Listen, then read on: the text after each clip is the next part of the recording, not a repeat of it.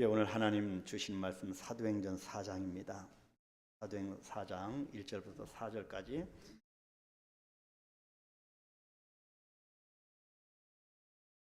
같이 합독하도록 하겠습니다. 사도행전 4장 1절로 4절 말씀. 사도들이 백성에게 말할 때에 제사장과 성전 맡은 자와 사도계인들이 이르러 예수 안에 죽은 자의 부활이 있다고 백성을 가르치고 전함을 싫어하여 그들을 잡음에 날이 이미 저물었으므로 이튿날까지 가두었으나 말씀을 들은 사람 중에 믿는 자가 많으니 남자의 수가 약 5천이나 되었더라. 아멘. 오늘 이 아주 짧은 4절 되어지는 이 말씀을 여러분 읽으시면서 가장 먼저 가슴에 와닿거나 가장 시선이 가는 단어가 어떤 단어인지 모르겠습니다. 여러분, 이건 다 각자 사람들마다 다릅니다. 자기의 어떤 갖고 있는 성향이나 또 추구하고자 하는 어떤 가치관이나 또 받고 싶은 은혜의 분량에 따라서 우리가 같은 성경을 읽어도 우리의 눈길이 더 많이 가는 단어가 각자 다를 것입니다. 그리고 일주일 동안 삶을 어떻게 살아왔는가에 따라서도 우리에게 부여지는 단어들이 참 될 겁니다.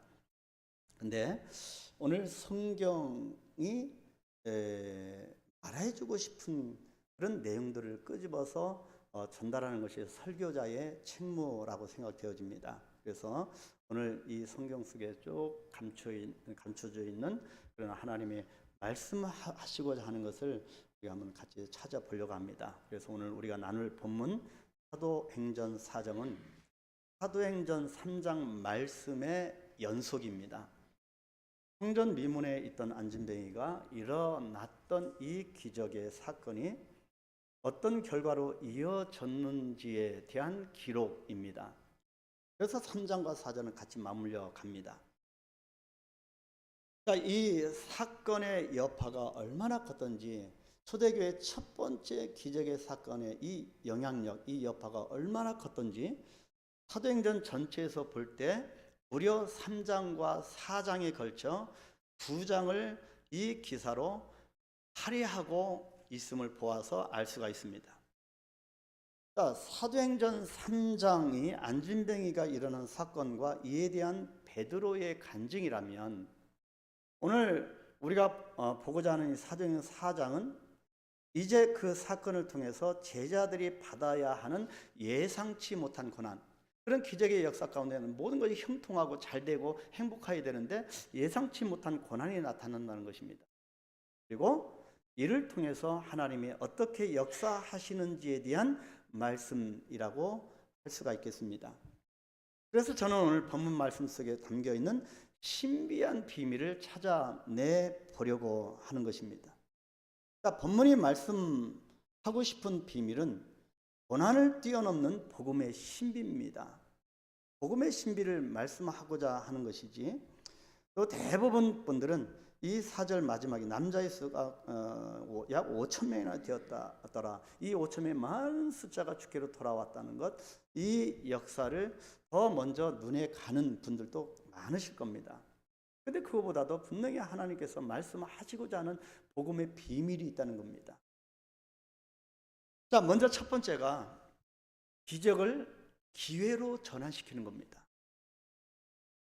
왜 이 첫 번째 대지를 기적을 기회로 전환이라고 하는 제가 이것을 썼을까입니다. 본문 말씀을 통해 알 수 있는 사실은 예수님의 이름으로 병이 나은 이 기적은 그냥 기적으로 끝나지 않는다는 것입니다. 또 기적으로 끝나서도 안 된다는 것입니다. 말씀만 받고 거기에서 멈춰서는 안 됩니다. 주님께서 말씀을 주신 이유를 깨달아서 사명자로서의 삶으로 승화시키면서 살아가야 합니다. 이것을 일컬어서 말씀에서 사명으로의 전환이라고 할 수가 있겠습니다. 우리가 은혜도 받고 말씀도 받습니다. 그러나 거기에 멈추는 경우가 참 많습니다. 이런 차원에서 고침을 받은 안진뱅이의 이 기적의 현장에서 쓰임을 받은 사도들이 기적을 기회로 전환시키는 것을 그 모습을 우리가 볼 수가 있습니다. 어떤 기적입니까? 병 고침의 기적입니다. 평생 나면서 일어나지 못하는 이 안진병의 병 고침의 기적입니다. 기적 맞습니다. 근데 이 기적을 기적으로 끝나는 것이 아니라 이 기적을 기회로 전환시키는 겁니다. 어떤 기회입니까? 복음 전파의 기회입니다. 이것이 신앙생활의 가장 중요한 터닝 포인트입니다. 하나님 왜 우리를 구원하시고 하나님 왜 우리를 어떤 때는 축복하시고 동행하시고 끝까지 우리를 보호하시고 이끌어 주실까요? 분명히 우리에게 할 사명이 있기 때문입니다. 내게 주신 축복을, 내게 주신 은사를 어떻게 전환시키느냐가 중요합니다. 많은 사람들이 예수님을 믿습니다. 그러나 그냥 거기까지에서 멈추는 분들이 많습니다. 많은 분들이 축복을 받습니다. 그러나 거기까지입니다. 많은 분들이 재능을 받습니다. 얼마나 각기 다른 정말 좋은 내가 감당하기 어려운 그런 재능들을 하나님 많이 주셨습니다. 역시 그냥 거기까지입니다. 참으로 안타까운 일이 아니겠습니까? 주님은 우리를 향하여서 내가 너에게 준 그 재능, 너에게 준 그 재물, 너에게 준 그 시간, 그 물질을 너는 어디에 썼느냐라고 물어보시는 겁니다. 이 땅에서도 우리가 이 영의 귀가 좀 닫혀져서 못 듣는 경우도 있지만 나중에 우리가 심판대 앞에 섰을 때 분명히 이것을 물으실 겁니다. 대표적인 말씀이 어디에 기록되어 있습니까? 대표적인 말씀이 누가복음 17장입니다. 거기에 보면 10명의 나병 환자가 예수님으로부터 깨끗함을 입었습니다. 얼마나 감격하고 기뻐했을까요? 그 사람들이. 이 병에서 고침을 받았으니 얼마나 기쁘고 감동이 있고 감격이 있었을까요? 그래서 누가복음 17장, 그런데도 누가복음 17장 15절 16절에 이렇게 기록합니다. 그 중에 한 사람이 자기가 나은 것을 보고 큰 소리로 하나님께 영광을 돌리며 돌아왔다. 그렇게 기록합니다. 돌아와 예수의 발 앞에 엎드려 감사하니 그는 사마리아 사람이라. 우리가 끊임없이 죄악을 고백하면서 회개하는 것도 중요하고 못지않게 중요한 것이 나를 구원하고 나에게 은혜 베푸신 하나님 앞에 감사하는 것이 못지않게 중요하다고 하는 사실입니다. 여러분이 나병에서 고침을 받았다면 어땠을까요? 여러분 우리 교회 성도들 가운데 몸이 연약한 분들이 참 많이 계십니다. 근데 오늘 본문에 이 성경에 보니까 예수의 발 아래 엎드려 뭐라고 했습니까? 감사하니라고 했습니다. 감사하니 이 말의 원어는 자기를 주님께 던지니입니다. 이 감사하다는 것은 완전히 주님께 돌아와서 주님 발 앞에 엎드려서 주님께 자기 자신을 던지는 겁니다. 올려드리는 겁니다. 그것이 감사합니다. 고침을 받았던 10명 중에서 한 사람만이 자기를 고치신 주님이 누구신지를 알았던 겁니다. 이 병고침 사건을 통해서 몸만 고침을 받은 것이 아니고 영혼까지 고침을 받는, 구원받는 이 기적을 기회로 전환시켰던 겁니다. 수없이 하나님께서 기적을 우리에게 베풀어 주십니다. 우리가 살아가는 모든 매일매일이 기적이 아닌 것이 어디 있고 하나님의 은혜가 아닌 것이 어디 있겠습니까? 정말 그것을 고백할 수밖에 없습니다. 근데요, 거기서 끝나는 겁니다. 더 나아가야 되는데 이것을 기회로 전환시켜야 되는데 거기까지 못 나가는 겁니다. 누가복음 17장 17절로 18절 예수님께 대답하여 이르시되 10사람이 다 깨끗함을 받지 아니하였느냐? 그 9은 어디 있느냐? 이 이방인 외에는 하나님께 영광을 돌리러 돌아온 자가 없느냐? 여러분이 예수님의 마음이 어땠을까요? 정말 안타까워 하신 게 아니겠습니까? 9은 어디 있느냐 물으십니다. 하나님도 숨어있는 아담을 향하여 아담아 네가 어디 있느냐라고 물으셨습니다. 기적을 기회로 전환시키지 못하는 인생을 향하여 안타까운 물음입니다. 주님이 그들이 어디 있는지 궁금해서 물으셨을까요? 다 아시는 분입니다. 그들의 영혼을 찾고 계시는 겁니다. 이 이방인 외에는 하나님께 영광을 돌리러 돌아온 자가 없느냐 물으십니다. 이 물음이 나에게 물으신다면 어떻게 해야 할까요? 여러분, 하나님께서 얼마나 많이 우리에게 기적과 은혜와 기회를 주셨습니까? 그런데도 우리는 하나님께 얼마나 인색한지 모릅니다. 얼마나 인색한지 모릅니다. 그래서 날마다 은혜 받았다고 기적을 체험한 그 지점에만 머물게 되는 것입니다. 이 부분을 주님이 가장 안타까워 하시는 겁니다. 나병에서 고침을 받는 기적을 통해서 제자가 되고 사명자도 될 수 있는 기회인데 그저 그들은 육체를 고침받고도 나머지 9명은 옛날의 모습으로 되돌아가고 말았습니다. 그럼 예수님의 은혜가 무슨 의미가 있겠습니까? 하나님께 영광을 돌리는 자로 살 수 있는 기회를 주셨는데도 기껏 자신의 육체 하나, 먹고 마시는 문제 하나, 그렇게 고침받는 것으로 끝난 것을 안타까워하신 겁니다. 우리는 지난 주일에 베드로가 안진뱅에게 나타난 이 기적이 자신의 이름이 아니라 예수님의 이름으로부터 왔음을 간증하는 것을 보았습니다. 이것이 주님께서 베드로를 쓰신 이유였습니다. 여러분, 빙산의 일각이라고 하는 말을 잘 아십니다. 드러난 빙산은 아주 작은 것이기 때문에 유능한 선장은 드러난 부분만 보아서는 안 된다고 하는 사실을 잘 압니다. 우리 인생도 마찬가지입니다.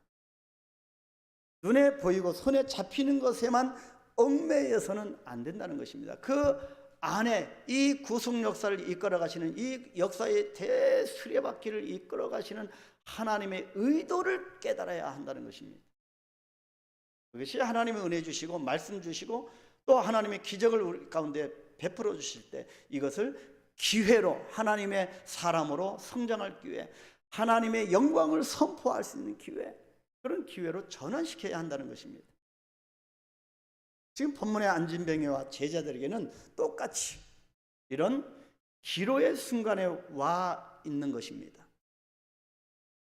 이 기적 하나에서 멈추고 다시 옛 모습으로 돌아가서 세속적인 삶을 살 것인가? 이런 은혜 가운데, 이런 기적 가운데 일어나서 뛰어서서 걸으며 달려갈 수도 있는 그런 사람으로 치유함을 받았는데 다시 성전 미문에 옛날처럼 앉아서 구걸하는 자의 삶으로 돌아갈 것인가?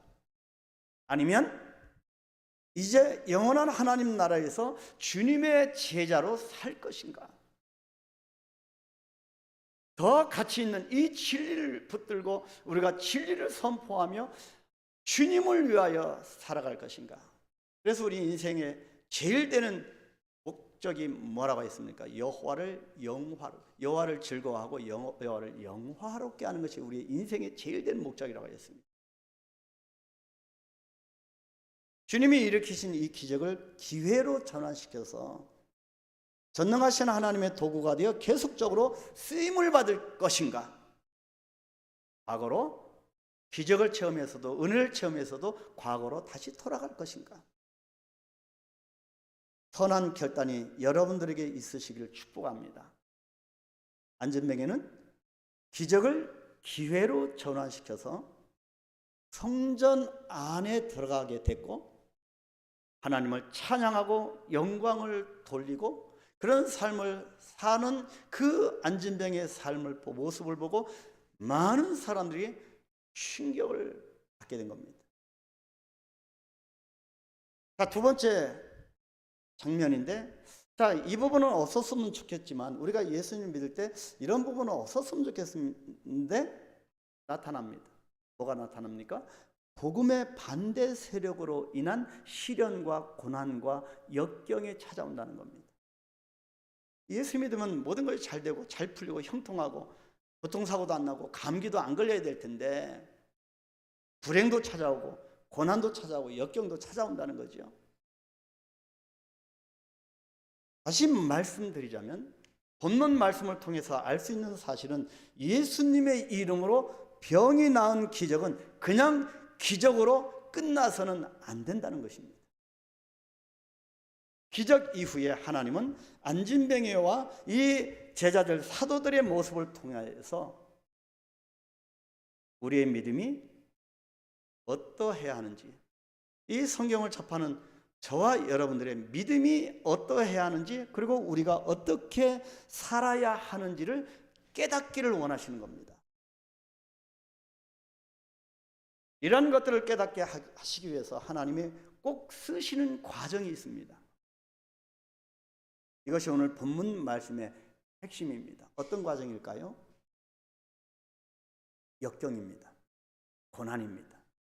우리가 예수 믿고 이 단어를 안 만났으면 좋겠는데 있다는 겁니다. 갑자기 물질적인 고난이 찾아올 수도 있고 건강에 문제가 찾아올 수 있고. 자, 우리는 사도행전 3장의 사건을 통해서 주님의 일하심을 보았습니다. 베드로와 요한이 어떻게 쓰임받게 되었는지도 보았습니다. 무엇보다도 베드로가 이 사건은 자신이 한 것이 아니라 예수 그리스도가 하셨음을 고백하면서 주님을 증거하는 기회로 삼았다는 것입니다. 그 어떠한 벌어지는 나타나는 현상을 통하여서도 오직 예수 그리스도가 일하심과 역사하심을 전하는 것입니다. 그래서 우리가 사도행전 이 3장 말미에 뭐라고 기록합니까? 이것이 베드로의 설교 내용입니다. 나면서 안진병이 된 이 자를 고치신 분은 바로 예수 그리스도이신데 그분을 여러분의 십자가에 죽였다는 겁니다. 이것이 베드로의 설교입니다. 그리고 이 예수 그리스도는 우연히 태어나신 분이 아니라 예정된 분이셨다는 겁니다. 아브라함, 모세, 그리고 다윗이 예언했던 그 메시아가 예수 그리스도이시라는 겁니다. 그가 우리의 구원자라고 예수님에 대해서 소개를 하였습니다. 이것이 3장, 사도행전 3장, 오늘 4장 보기 바로 직전에 있었던 베드로의 설교의 내용입니다.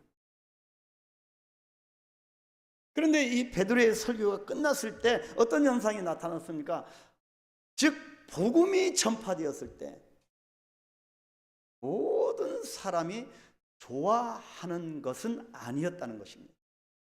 복음이 전파될 때 모든 사람이 환영하는 것이 아니라는 겁니다. 바로 그 내용이 본문 1절, 2절입니다. 사도들이 백성에게 말할 때에 제사장들과 성전 맡은 자와 사두개인들이 이르러 예수 안에 죽은 자의 부활이 있다고 백성을 가르치고 전함을 이 베드로와 그 일행들이 예수 그리스도에 대한 이 복음을 전함을 뭐라고 합니까? 싫어하였다고 합니다.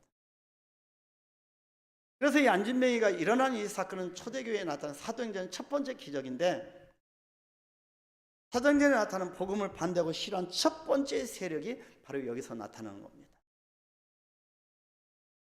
언제 복음을 거부하는 일이 나타났을까요? 그들이 복음을 들었을 때입니다. 오순절날 제자들이 성령 세례를 받고 방언을 할 때, 성령 충만할 때 사람들은 반대하지 않았습니다. 그들이 공동체 생활을 할 때, 은혜 가운데 공동체 생활을 할 때 사람들은 반대하지 않았습니다. 여러분 가운데 누가 은혜가 충만합니다. 그 은혜 충만하는 게 기쁨 가운데서 누가 반대하지 않습니다. 성령 충만할 때 누가 반대하지 않습니다. 핍박하지 않습니다. 안진뱅이가 일어나는 사건이 일어날 때, 이 기적의 현장 가운데 일어날 때도 반대하지 않았습니다. 누가 사촌이 땅을 사면 시게 할지니 언정 반대하지 않습니다.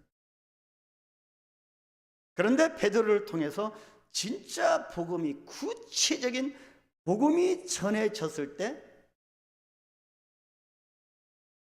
당신들이 예수님을 죽였는데 그 예수님을 하나님이 살리셨다고 하는, 그 예수님이 바로 메시아라고 하는 이 원색적인 이 복음을 들었을 때 사람들은 반대하기 시작했다는 겁니다. 여러분들이 신앙생활을 할 때 언제 거절당하고 배척당하시는지 아십니까? 사람들이 언제 여러분을 싫어하시는지 아십니까? 은혜 받고 기쁨이 충만할 때, 기쁨의 얼굴을 할 때 여러분 침을 뱉습니까? 아닙니다. 언제 거절당하고 배척당하는지는 복음을 전할 때입니다. 식구들에게, 안 믿는 자녀들에게 복음을 전할 때 완전히 외면해 버립니다. 복음을 전할 때 아군과 적군이 드러납니다. 이런 충격이 있어야 사람들이 예수님께로 돌아오는 역사가 일어나게 되어 있습니다. 복음을 전하면 반대와 거절을 당하실 것입니다. 그러나 성경은 기뻐하라는 겁니다.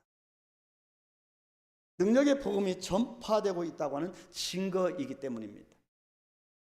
여러분, 예수 믿는다고 해서 내가 평안하고 행복하고 잘 먹고 잘 사는, 거기서 그 지점에서 멈추는 것이 아닙니다. 오늘 본문 1절 말씀을 보시면 복음을 처음으로 반대한 사람들이 누구였을까요? 누구였습니까?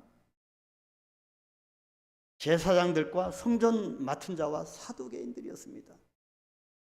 종교 지도자들이었습니다. 정말 심각한, 참으로 아이러니컬한 일입니다. 제일 먼저 하나님을 기뻐해야 할 사람들, 안진뱅이가 일어나는 것을 감사하고 찬양해야 할 사람들, 그 사람들이 복음의 반대 세력이 된 것입니다. 이때 복음의 반대 세력으로 인한 고난이 나타나기 시작한 겁니다. 복음 전함을 싫어하며 그들을 잡았습니다. 잡아 가뒀습니다. 감옥에 쳐넣은 겁니다.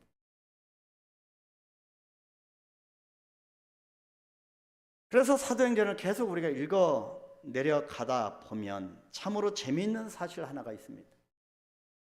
내가 예수를 올바르게 잘 믿고 있는가? 그것도 알 수 있고,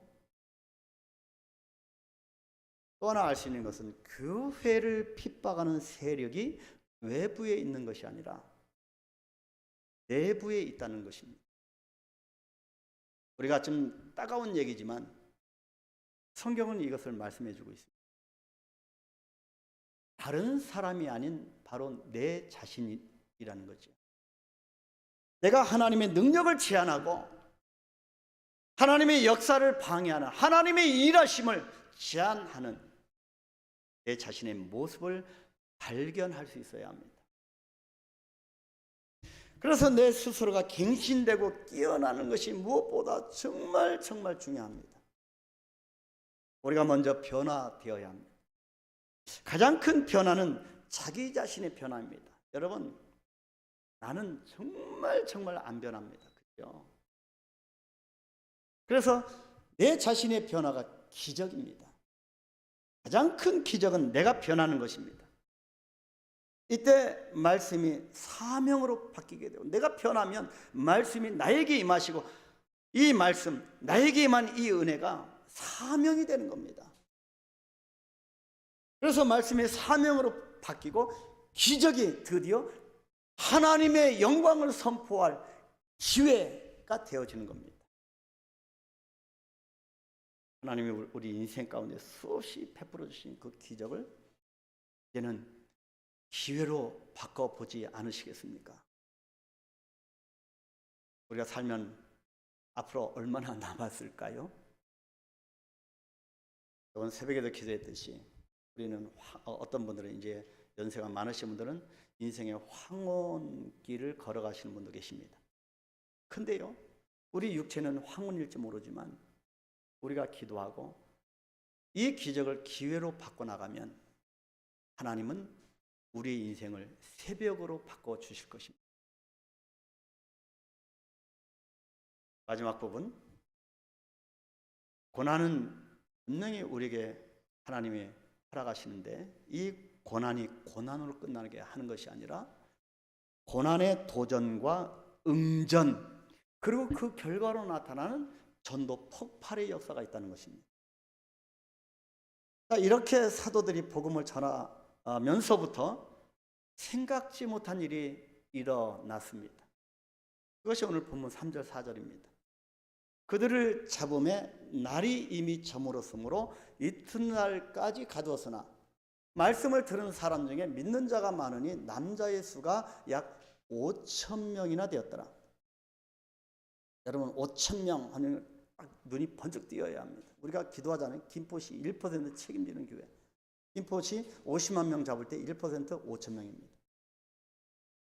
여러분, 김포시 1% 책임질이 성경적입니다. 아멘? 하나님께서 가장 기뻐하시는 복음을 전한 첫 번째 결과는 형통이고 로또가 쏟아져야 되는데 처절한 고난의 모습이었음을 알 수가 있습니다. 이 지점에서 우리가 이 복음을 예수 믿는다고 하는 것을 정말 올바르게 깨달아야 합니다. 물론 주님을 믿는 자에게 형통함과 풍성함이 있기를 원하십니다. 실제로 그런 풀밭으로 쉴만한 물가로 인도하시는 분이십니다. 근데요, 그런 인생으로 끝나지 않고 분명히 하나님의 사명자로 우리를 부르셨다 하면 역경에 가시밭도 분명히 있다는 겁니다. 사도들이 복음을 전한 대가로 인해서 감옥에 들어가게 되었습니다. 영적 전쟁이 시작된 겁니다. 여러분, 매일매일 영적 전쟁이 여러분 앞에 삶 가운데 펼쳐지지 않으면 뭔가 예수를 잘못 믿는 겁니다.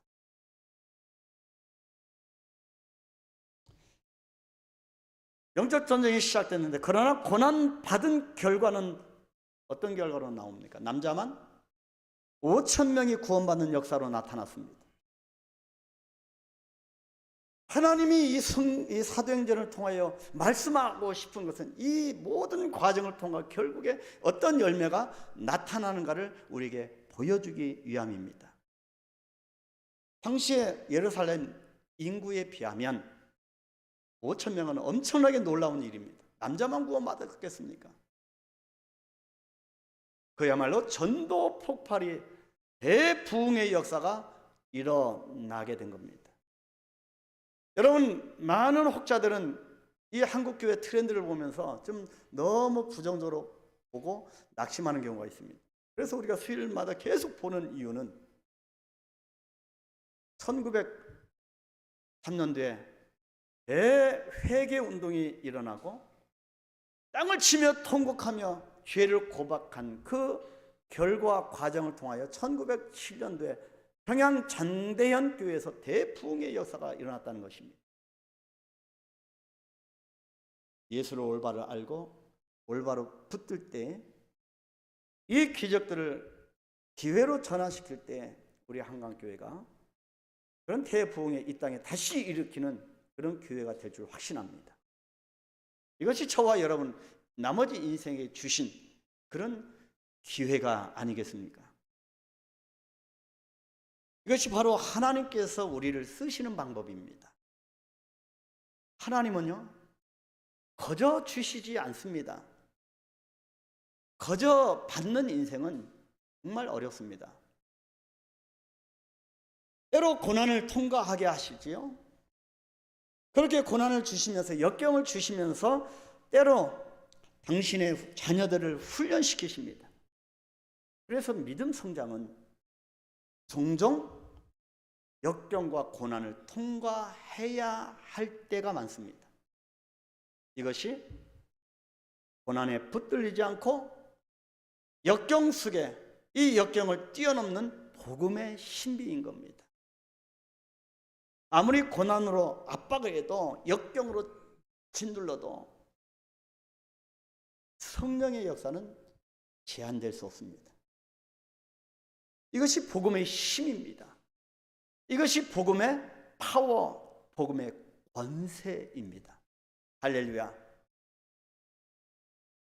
그러므로 여러분, 고난을, 역경을, 절망을 두려워하지도 말고 낯설어 할 필요도 없습니다. 하나님은 광야 같은 이 세상에서 이 역경을 통하여서 나를 강한 용사로 세우기를 원하십니다. 흔들리지 않고 피는 꽃이 어디 있습니까? 벌판에 이름 없는 꽃도, 이름 있는 꽃도 흔들리지 않고 피는 꽃은 없습니다. 흔들리면서, 아파하면서, 상처가 나면서, 어떤 때는 잎새 하나가 꺾여지면서 그렇게 서서히 믿음의 강자가 되는 것입니다. 하나님은 고난을 통해 당신의 영광을 보게 하십니다. 그 역경을 통해서 당신께 영광을 돌리게 하십니다. 이 역경과 난관을 통해서 우리를 당신의 영원한 자녀로 살게 해 주십니다. 우리가 역경이 없으면 너무나 제 갈 길로 가는 것을 아시기 때문입니다. 그렇기 때문에 고난이 없는 영광은 존재할 수가 없습니다. 그래서 no cross, no crown 아니겠습니까? 십자가의 고난이 없으면 십자가의 영광도 없는 겁니다. 우리 영적인 신앙생활에서 가장 필수적인 과정은 그렇기 때문에 고난이라고 하는 터널입니다. 역경이 찾아왔을 때 너무 슬퍼하지 마십시오. 하나님 나를 사랑하시는구나. 내가 하나님의 용맹스러운 충성스러운 군사로 빚어가시려고 하는구나. 믿음의 눈으로 보시기를 바랍니다. 이 고난을 겪지 않고는 영원히 성장하지 않습니다. 그래서 성경은 계속 시편 기자는 내게 당한 고난이 유익이 되는 것입니다. 고난은 우리를 변화시킵니다. 역경은 우리를 성숙시킵니다. 이 절망은, 이 어려움은 주님의 영광을 사모하게 만듭니다. 그래서 대가를 치러야 대가가 되는 겁니다. 이 역경에 대가를 치러야 믿음의 대가가 됩니다. 로마서 8장 18절 생각하건대 현재의 고난은 장차 우리에게 나타날 영광과 비교할 수 없도다.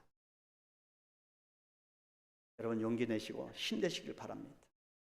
초대교회는 저절로 자라난 교회가 아닙니다. 고난의 역경 속에서 심지어는 순교의 제물을 바쳐야 하는 상황 속에서 교회가 태어나게 됐습니다. 그래서 고난이 축복이고 고난이 가장 좋은 선물이었던 겁니다. 시련과 고난을 통과하는 축복과 능력이었습니다. 우리 한강교회도 마찬가지입니다. 여기까지 그냥 자동적으로 온 것이 아니지 않습니까? 고난과 보존 속에서 여기까지 온 겁니다. 영국의 역사학자인 여러분 잘 아십니다. 아놀드 토인비라고 하는 분이 생전에 무려 28년입니다. 28년에 걸쳐서 집필한 책이 있는데 12권으로 된 역사의 연구입니다. 이 책에서 토인비는 세계사의 문명을 21개로 분류하고 이 문명에 대한 발생, 문명의 발생, 또 문명의 성장, 그리고 문명의 쇠퇴, 문명의 해체, 이 전 과정을 연구하면서 몇 가지 공통점이 있다고 하는 것을 발견하고 그런 이론을 발견하였습니다. 먼저 첫 번째가 도전과 응전의 이론입니다. 도전과 응전. 역사에 영향을 끼친 훌륭한 문명일수록 시대적 환경적 도전을 두려워하거나 피하지 않았고 그 도전을 뛰어넘는 응전이 있었다는 것입니다. 도전과 응전의 반복이었다. 그러면서 문명은 점점 그런 도전과 응전 속에서 점점 문명은 더욱 성숙해 갔고 주변의 문명을 흡수하면서 발전시킬 수 있었다는 겁니다. 어떻게 응전하느냐에 따라서 우리의 주어진 삶, 주어진 도전 앞에서 우리가 챌린지 앞에서 어떻게 응전하느냐, 리스폰스로 하느냐, 우리가 어떻게 이 주어진 삶에 어떻게 반응하느냐, 거기에 따라서 그 사회나 국가 또는 문명의 흥망성쇠가 결정되기 때문이라고 그렇게 이것을 발견한 겁니다. 또 하나는 창조적 소수자와 지배적 소수자의 이론입니다.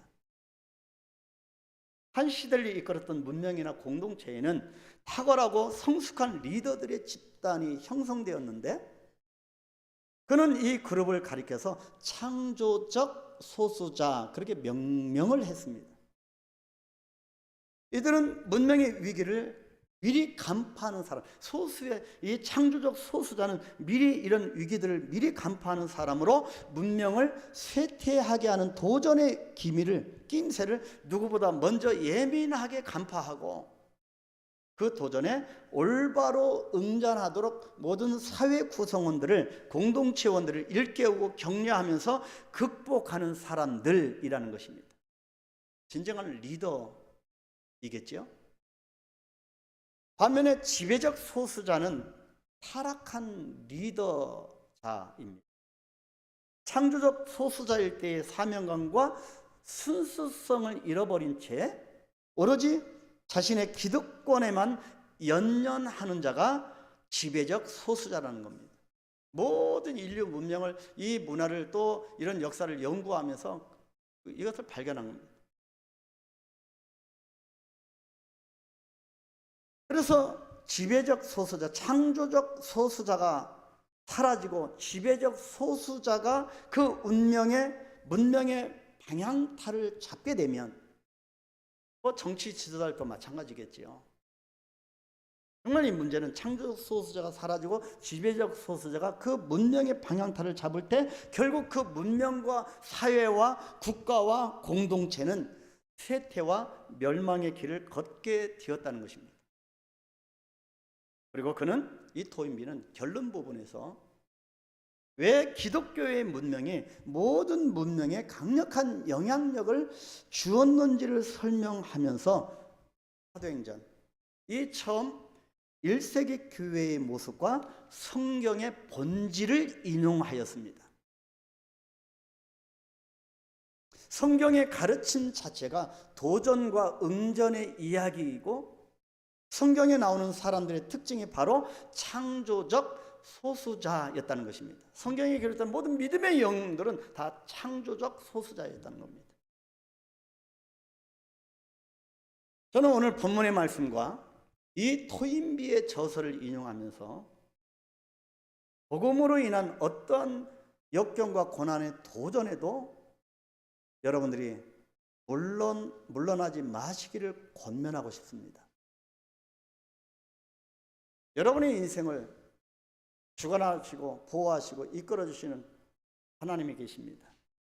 그 어떠한 역경이라도 여러분 창조적 소수자로서 물러나지 마시길 바랍니다. 여러분이 물러난 만큼 그렇게 가치가 없는 인생이 아닙니다. 가치가 있기 때문에 여러분의 인생을 놓지 마시기 바랍니다. 끝까지 도전하고 응전할 때 복음의 능력이 나타나고 결국 전도 폭발이 일어나게 되기 때문입니다. 우리 한강교회가 여러분들을 통해서 강력한 부흥의 역사가 나타나게 될 것을 확신합니다. 사랑하는 우리 성도 여러분, 우리는 본문 사도행전 4장 이 말씀을 통해서 고난을 뛰어넘는 복음의 신비를 살펴봤습니다. 초대교회의 부흥의 역사도 묵상했습니다. 이 말씀을 마주 대할 때마다 항상 마음이 뜨거워지고 하나님께서 우리 안에서 살아 역사하심을 느낍니다. 이것이 인생의 참 맛 아니겠습니까? 우리 그리스도인은 위대한 하나님을 위대하게 믿어야 합니다. 예배는 뭘까요? 예배는 이 위대하신 하나님을 위대하다고 인정하는 시간입니다. 위대하신 하나님께서 우리 안에서 일하고 계시고 우리 교회 안에서 일하시는 줄 확신합니다. 주님을 위해서 고난받는 것을 두려워하지 마시기 바랍니다. 예수 믿고 전혀 절대로 손해나지 않으려고 너무 인색하는 것은 별로 하나님이 기뻐하지 않는다는 겁니다. 두려워하지 마시기 바랍니다. 5,000명이 예수님을 믿는 그런 놀라운 기적의 그런 기회들이 우리 눈 가운데 펼쳐지게 될 것입니다. 이것이 우리를 향한 초대교회의 메시지입니다. 계속적으로 도전에 응전하십시오. 창조적 소수자가 되십시오. 그리하면 고난이 우리 가운데, 역경이 우리 가운데 찾아온다 할지라도 이 역경은 우리를 더 이상 막지 못할 것입니다. 성도는 이 역경에 붙들리지 않고 이 역경과 고난을 뛰어넘는 복음의 신비를 아는 사람들입니다. 믿음은 그래서 고난도 통과하고 믿음은 도전도 통과합니다. 기적을 기회로 전환하여서 복음의 능력이 나타나게 해야 합니다. 복음의 반대 세력으로 인한 그 고난이 있을지라도 그 고난을 향해서 담대히 도전과 응전을 함으로 전도 폭발이 일어나게 해야 합니다. 우리 한강교회가 이런 부흥의 역사가 나타나는 교회가 될 줄 믿습니다. 성령님께서 우리 한강교회 부흥을 가장 원하십니다.